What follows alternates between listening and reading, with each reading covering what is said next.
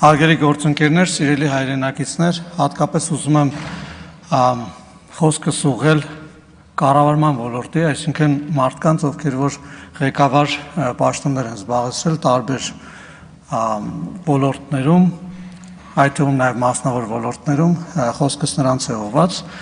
Ենթադրաբար դուք տեղյակ եք, որ մենք հարյուրավոր դպրոցներում այժմ թափուր տնօրենի պաշտոններ ունենք, եւ դա պայմանավորված է նրանով, որ կրթության, գիտության, մշակույթի եւ սպորտի նախարարությունը, կառավարությունը հանդես են եկել նախաձեռնություններով, որոնք բարձրացրել են տնօրենների նկատմամբ չափորոշիչները եւ նրանց նկատմամբ այդ թվում նաև դպրոցների զարգացման ծրագրերի չափանիշներ են ներդրվել եւ ընթացակարգը այնպիսին է դարձել, որ մենք լավագույն կադրերին կարողանանք ընտրել դպրոցների տնօրեններ, ովքեր զբաղվելու են մեր բալիկներին կրթելով եւ իհարկե նաև կառավարման գործունեությամբ կրթական ոլորտի։ Այս նախաձեռնությունը ինչով է անկյունաքարային եւ ինչով է կարեւոր,